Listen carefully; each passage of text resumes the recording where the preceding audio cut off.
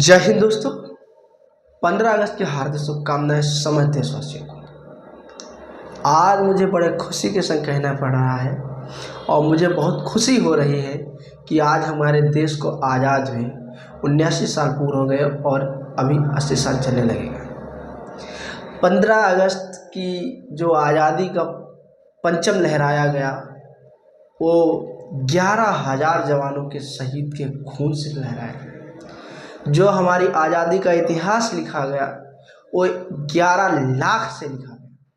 अब बता रहे हैं कि 11 लाख और 11,000 में क्या अंतर है।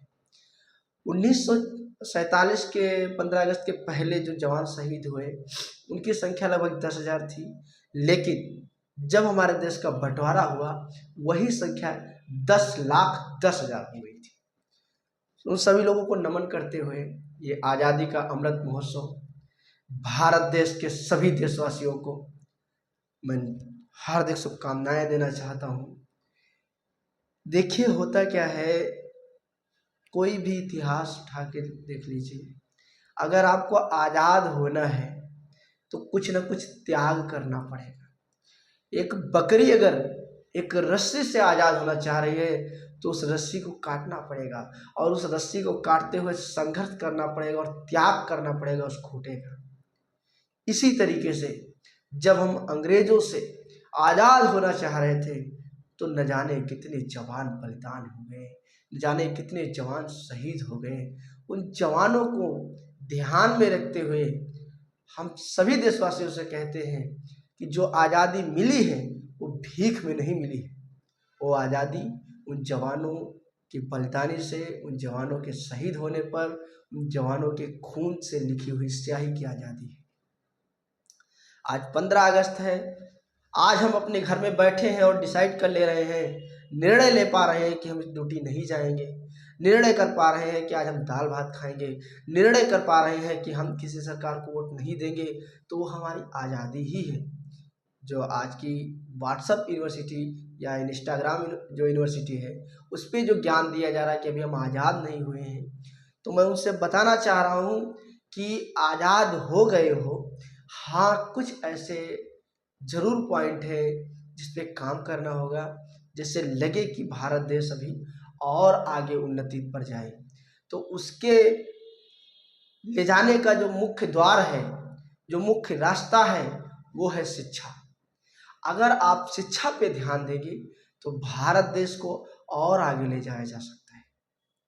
देखिए, हमारा देश जब आज़ाद हुआ तो भारत देश की जो समस्याएं थी, हमारे देश की जो समस्याएं थी ये थी कि एक तो समस्या थी मोहम्मद जिन्ना भारत देश का बंटवारा करने के लिए जुटा था। दूसरी समस्याएं थी सांप्रदायिक दंगे। तीसरी समस्या थी भारत देश में नई नई जन्म लिया है, भारत अभी बच्चा है और उसको कैसे विकसित किया जाए। शिक्षा का अभाव, पैसा का अभाव, लोगों में समझ का अभाव, सांप्रदायिक दंगे होते, देश का बंटवारा था, ऊपर से अंग्रेजों का भी बहुत ज़्यादा दबाव था कि अगर तुम्हारे पास संविधान नहीं रहेगा तो हम तुमसे फिर आज़ादी छीन लेंगे। सोचिए, जो आज का हमारा संविधान है, जिसके मौलिक अधिकार हमको इतने अधिकार दे दिए हैं, जिससे लगता है कि संविधान हमारे लिए बहुत कुछ करके लिखा गया है। तो मैं नमन करना चाहूँगा बाबा साहब भीमराव अम्बेडकर को, नमन करना चाहूँगा उनकी कमेटी को, और नमन करना चाहूँगा उस समय के जो प्रधानमंत्री थे, राष्ट्रपति थे, उपराष्ट्रपति थे, उप प्रधानमंत्री थे, शिक्षा मंत्री थे, कानून मंत्री थे, क्योंकि उन समय जितने मंत्री हुए सबके बहुत अच्छी डिग्री थी, बहुत अच्छे पढ़े लिखे थे। तो उन लोगों ने जो देश का विकास उस समय तय किया, अगर उसी रेंज से आज विकास होता होता तो आज हम चीन और जापान को कब का पीछे छोड़ चुके होते। तो आज 15 अगस्त है, अगर आप लोगों के अंदर थोड़ी भी देशभक्ति है तो देश में शिक्षा पे बल दीजिए, समझ पे बल दीजिए और भेदभाव खत्म करिए, ऊंच नीच खत्म करिए, और जो देश में चल रहा है वो थोड़ा सा उसको समझने की कोशिश करिए कि वास्तविक में क्या है।